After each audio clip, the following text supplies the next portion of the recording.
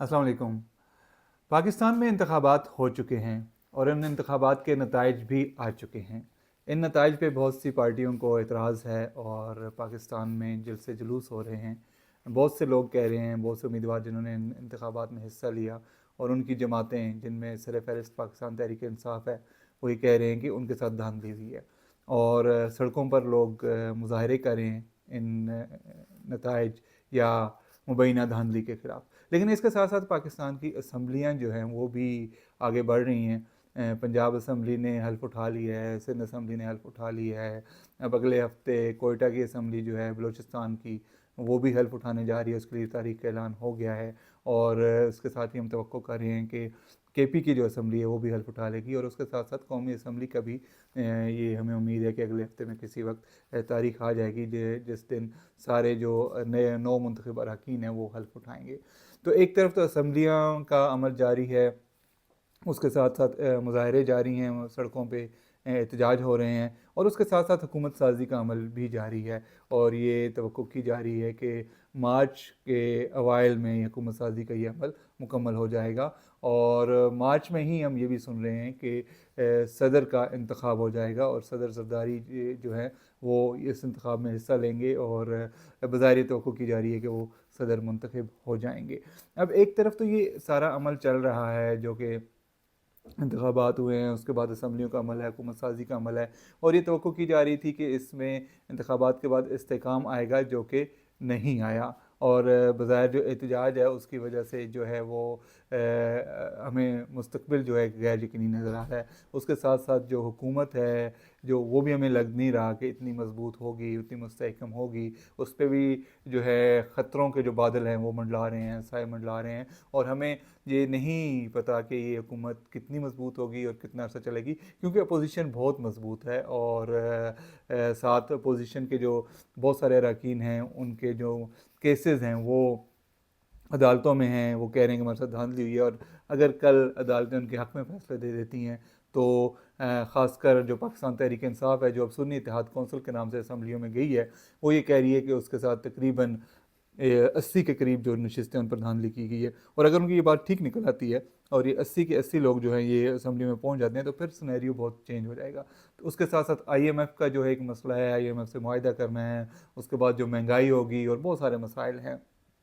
और एक और बड़ा मसला जो PDM की हुकूमत जो पहले थी और अभी भी पीपल्स पार्टी और मुस्लिम लीग नवाज़ जो है उसी का एक हिस्सा है, उन्होंने हुकूमत बनाई है। उनको एक और बड़ा मसला दरपेश है अपने ही एक साबिक़ इत्तेहादी मौलाना फजल रहमान की तरफ से, जिन्होंने उनको एक चैलेंज दे दिया है। वो उनके साथ मिलने को तैयार नहीं है और वो कह रहे हैं जी कि वो अवाम के पास जाएंगे और इंतखाबात में होने वाली मुबैना धांधली के ख़िलाफ़ तहरीक चलाएंगे। अब सबको पता है कि उनके पास स्ट्रीट पावर तो है, उनके पास बहुत ज़्यादा फोर्स है, जो मदरसे हैं उनके तलबा जो हैं वो उनकी बहुत बड़ी फोर्स हैं और उनकी जमात काफ़ी मजबूत है, ख़ासकर खैबर और बलूचिस्तान के सूबों में। तो वो एक बहुत ज़्यादा जो है मज़ामत फराहम कर सकते हैं हुकूमत को। तो ये भी एक बहुत बड़ा चैलेंज है। तवक्को वो कर रहे थे फजल रहमान साहब इलेक्शन से पहले कि उनको शायद सदर बना दिया जाएगा और अगर वो सदर ना बने तो हुकूमत में बड़ा हिस्सा दिया जाएगा, लेकिन चूंकि उनको काफ़ी नशिस्तें नहीं मिली तो वो उनका भी ख्याल है कि उनके साथ भी धांधली हुई है। तो अब सदरारत तो दूर की बात, उनको वजारतों का मामला भी नहीं है, गवर्नरी का जो मुख्तलिफ सूबों में था वो भी नहीं है। तो एक उनकी एक चपकलिश जो है अपने साबिक़ इत्तेहादियों के साथ अभी शुरू हो गई है। लेकिन मौलाना की फितरत को पेश नज़र रखते हुए हम ये कह सकते हैं कि हो सकता है कल मुस्तकबिल में वो हुकूमत के साथ मिल बैठें, लेकिन अभी तक वो नहीं इस बारे में सोच रहे और बाज़ार यही लग रहा है कि वो मज़ाहमत की तरफ जाएंगे। तो ये कुछ सूरत हाल है, सियासी सूरत हाल है जो बनती नज़र आ रही है अगले आने वाले दिनों में पाकिस्तान में, जो कि कोई बहुत ज़्यादा हौसला अफजाई उम्मीद अफजा नहीं लग रही। यकीनन जो है मामलात इसी तरह चलेंगे। जो एक मुक़्तदरा का एक जो एक्शन है एक पार्टी के ख़िलाफ़, तहरीक इंसाफ के ख़िलाफ़, वो भी बज़ाहिर यही लग रहा है कि जारी रहेगा और कोई बड़ी तब्दीली नहीं आएगी। इसी तरह तहरीक इंसाफ भी मज़ाहमत की सियासत जो है वो करती रहेगी और धांधली के केसेस जैसे कि पहले बात की है वो भी चलते रहेंगे, तो काफ़ी हलचल जो है वो रहेगी। लेकिन इस सब के बीच में एक नई चीज़ जो होने वाली है वो नई चीज़ ये है कि मरीम नवाज़ साहिबा, जो कि साबिक़ वज़ीर-ए-आज़म नवाज़ शरीफ साहब की साहबजादी हैं, वो पंजाब की वज़ीर आला मुंतखब होने जा रही हैं। वो पंजाब की पहली वज़ीर आला ख़ातून वज़ीर आला होंगी جو منتخب ہوں گی، پہلی خاتون ہوں گی جو وزیر اعلیٰ کے منصب پہ بیٹھیں گی پنجاب میں. اور یہ بہت صدیوں بعد ہو رہا ہے پنجاب میں کہ کوئی خاتون حکمران ہوگی. رنجیت سنگھ کے زمانے میں کہا جاتا ہے کہ ایک خاتون جو تھیں وہ پنجاب کی حکمران تھیں، اور اس کے بعد جو ہے اب مریم نواز بن رہی ہیں. اب مریم نواز جو ہیں وہ، ان کا ظاہر ایک بیک گراؤنڈ ہے، وہ نواز شریف کی صاحبزادی ہیں.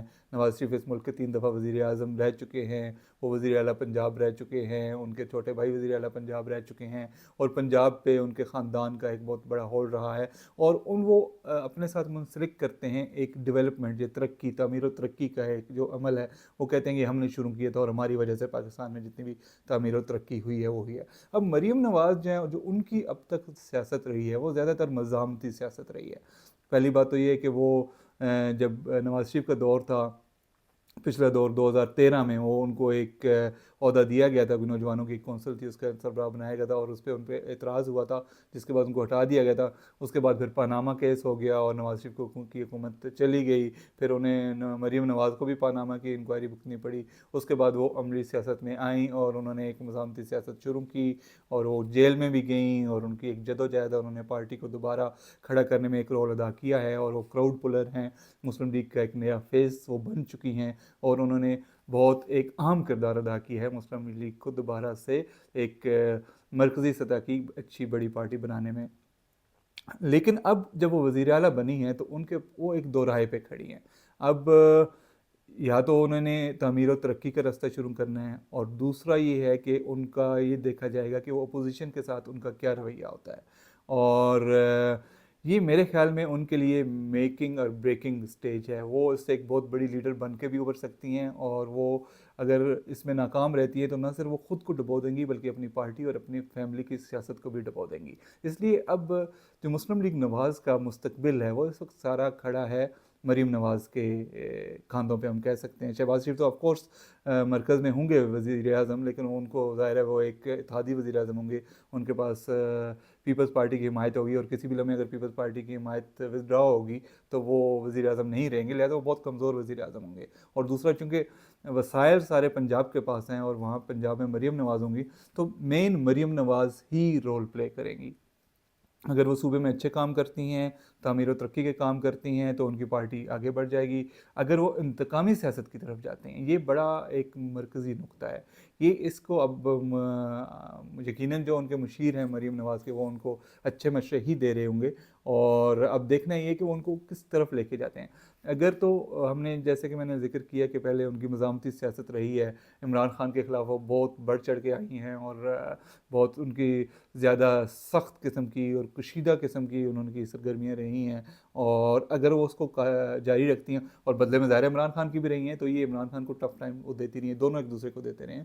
تو اگر مریم نواز اس پہ جاری رکھتی ہیں وہ، تو جو کہ جب آپ ایک عہدے پہ پہنچ جاتے ہیں تو پھر اگر اچھے لیڈر آپ تبھی ہوتے ہیں جب آپ اپنی مخالفتیں اور دشمنیاں اور انتقامی رویہ بھلا کے آگے بڑھتے ہیں، اور اپنے مخالفین کو بھی ساتھ لے کر چلتے ہیں، اور تعمیر و ترقی کے راستے پر جاتے ہیں، اور نئی نئی چیزیں لے کے آتے ہیں. اگر تو آپ وہ کرتے ہیں تو پھر تو آپ کامیاب ہوتے ہیں. لیکن اگر آپ انتقام کو زیادہ دیتے ہیں، ترجیح دیتے ہیں، جیسا کہ عمران خان نے خود بھی دی، اور وہ ان کی ناکامیوں میں سے ایک ہے کہ وہ بجائے کہ وہ ملک کی تعمیر و ترقی پہ فوکس کرتے ہیں، یہ مفاہمتی رویہ اپناتے ہیں. انہوں نے اپنے مخالفین کو دبانے کی اور دیوار سے لگانے کی کوشش کی، جو کہ ان کی بہت سی غلطیوں میں سے ایک غلطی تھی.